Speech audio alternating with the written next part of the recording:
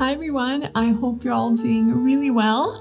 I'm doing particularly well because I've just finished writing my first ever ebook, my e-cookbook called Comfort. And today, when you see this, it will be the release date. I'm feeling nervous just saying that, but I hope that it will be well received and that you will enjoy it. So today I'm going to do a what I eat in a day and only cook recipes from the ebook. And of course I will leave a link to the ebook down below if you want to check it out, read more about it, and I will talk a little bit more about the book as well as we go through the day. But like I said, it's called Comfort. It's all about comfort food, and there's lots of different recipes in there, everything from breakfast to dessert, and everything in between: snacks, stews, soups, bowls, salads, mains. It's all in there, and I have put a lot of time and love into it, and so has Rob, and we're excited to share a little snippet of it with you today. And we're gonna start by chatting you through breakfast, which I've actually already had, and I made our banana and almond pancakes for breakfast. They're really yummy, and I'm going to show you right now how I made them.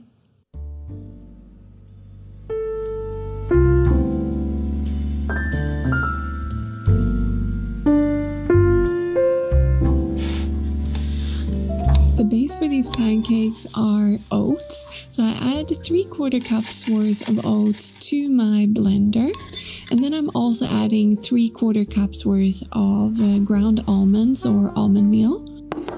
To that, I add 1 tablespoon of flaxseed, which works really great as a binder, and 1/2 teaspoon of baking powder for some lift. Then I finish that off with 1 cup of oat milk, or you could use soy milk. Then for more creaminess and a better texture to the pancakes, I'm adding in 1 banana.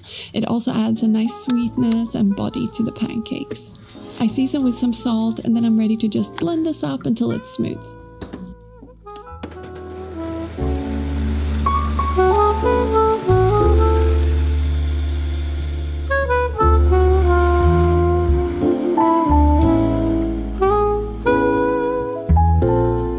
Once it's all blended smooth, I like to transfer the batter into a bowl, which makes it easier to scoop it into the warm pan when I make the pancakes.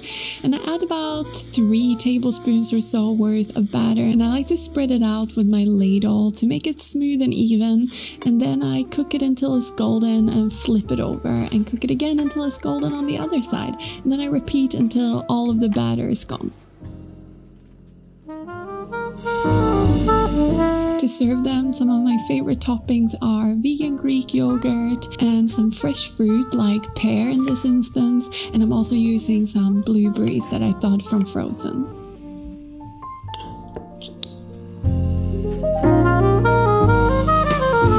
Because I was feeling festive on this day, celebrating the release of my ebook, I added some toasted seeds and flaked almonds and drizzled over lots of yummy maple syrup.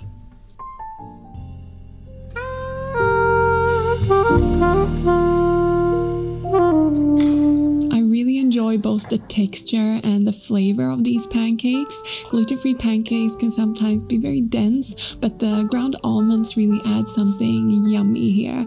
But to be honest, you can't really go wrong with pancakes, can you? So those pancakes are one of the new recipes that are in the book, because the book is like a curation of recipes, both new and ones that I've shared before on my different channels. Many of them are new and improved out of the older ones, and they also have new photos, a lot of them in the ebook. So I'm hoping it will be exciting for you, even if you've been following me for a long time.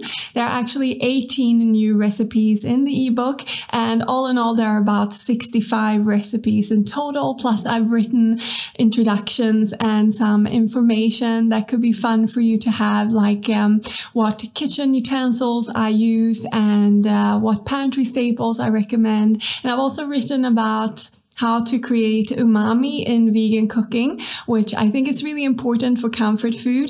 And that brings me to what I'm making for lunch, because for lunch we're making a pulled mushroom sandwich.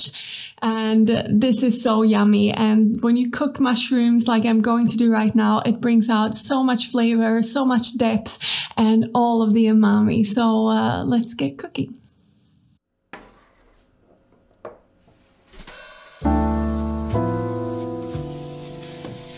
First of all, I prepare the dressing or the sauce for the sandwich. So I combine a 1/4 cup of vegan mayo with a 1/4 cup of vegan creme fraiche, and then I squeeze in 2 fresh garlic cloves before seasoning with salt and pepper and mixing it all up.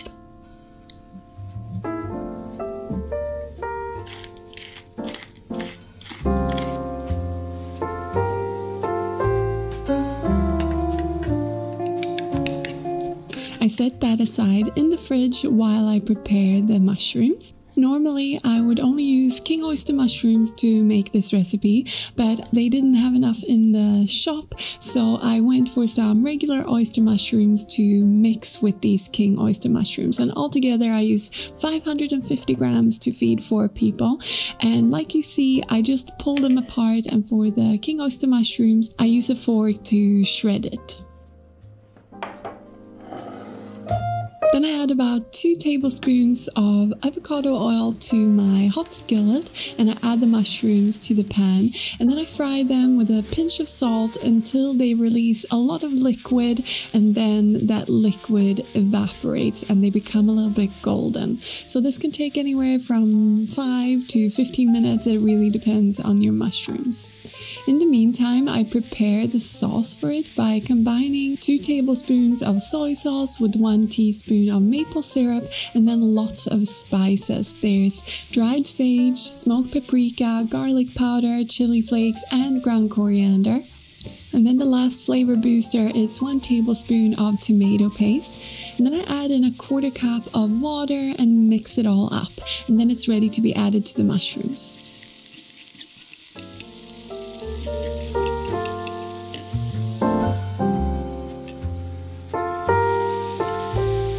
Once you've added all the flavors to the mushrooms, allow them to cook for a few more minutes until they're well coated and there's no more liquid left in the pan. And while the mushrooms do their thing, I prepare a slaw, a really fresh slaw to go in the sandwich by slicing up some cabbage, about a cup's worth.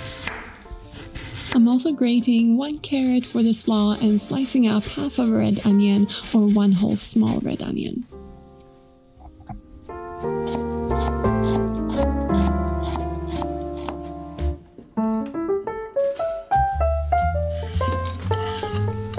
To dress it, I squeeze over about 2 tablespoons of lemon or lime juice and add 2 tablespoons of some olive oil, and I season with salt and mix it up.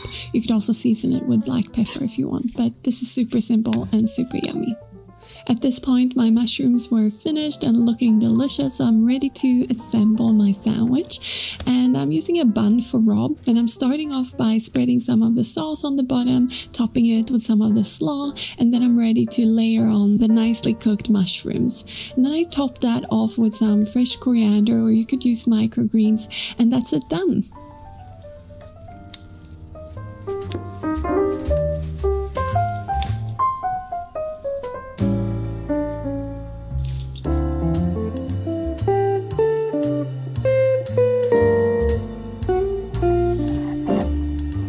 Then for myself, because my gluten-free bread is not as pliable as Rob's, I like to eat this as an open sandwich with some extra slaw on the side, and honestly, this is one of my favorite recipes from the ebook.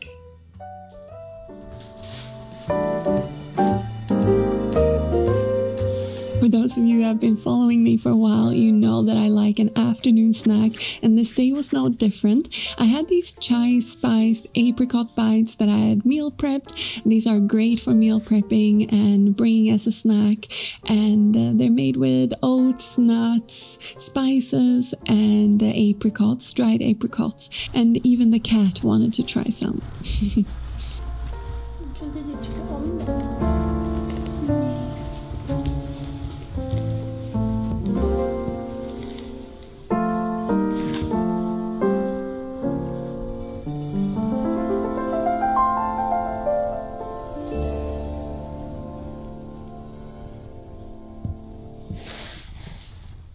All right, so I'm back in the kitchen now. I'm going to make some dinner.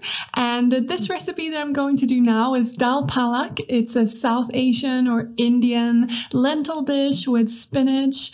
And I've been writing recipes for my website for years now. It's crazy when I think about it. I think I'm on my 7th year, and therefore I thought it was only fitting to bring some recipes out of the archives into this ebook to give them new life and to get your attention into cooking them.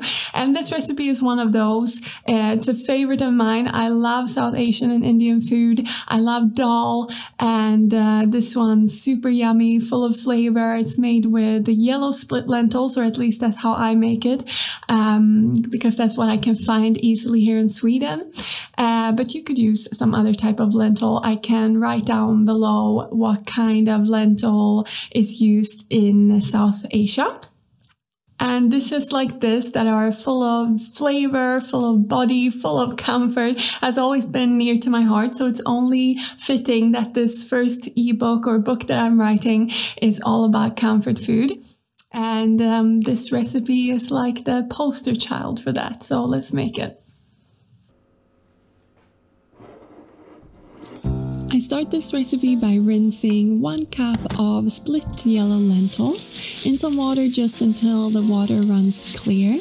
And then I transfer them to a pot and I add 4 cups worth of water. And then I season it with salt, cover it with a lid, and I cook it for about 15 to 20 minutes or until they're really soft and disintegrated in there.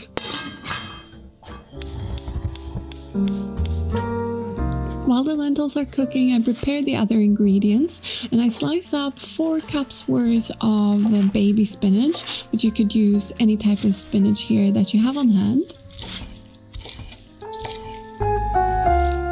On this day, I also decided to add some garlic to this recipe. I don't always use it in here, but I used 4 garlic cloves that I just chopped up finely. Then I grabbed a hold of a 2-inch piece of ginger that I peeled with a spoon and grated finely.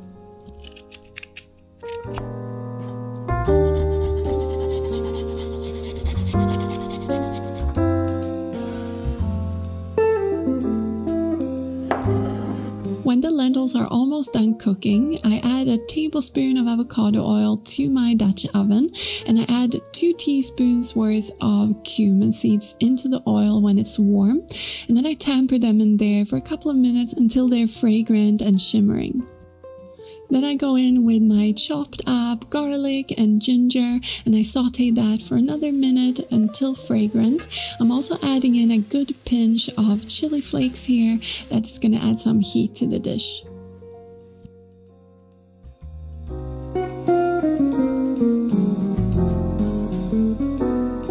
Finally, in goes the sliced spinach that I just want to wilt in with the spices. So I keep moving it around in the pan until it's all nicely wilted.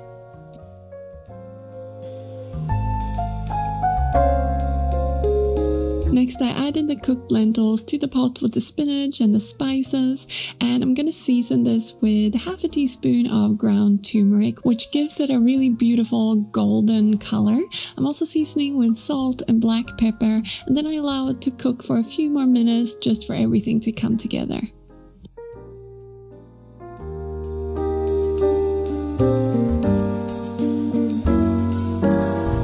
This dish really is super simple to make but very yummy, and today I served it with some rice. It is really yummy over rice, but I also like eating it more as a soup or served with some bread.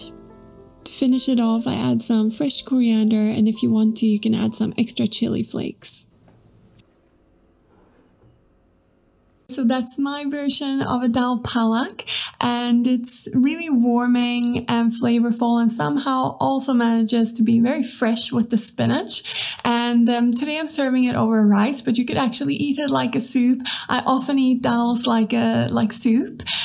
If you've been following me for a while, you know this. And this is not a dish that I only make in like the cooler months either. I make this all year round.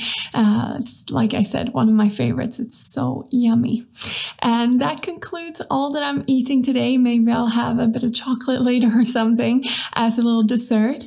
But yeah, it's been a real pleasure sharing these recipes with you and telling you a little bit more about the project that Rob and I have been working on now for months. As always, when we decide to do something, it takes us much longer than it takes most other people. And this project has definitely been one of those things. We wanted to release it in the autumn, and it's now March, but here we are, and here is the ebook, and I hope you will check it out.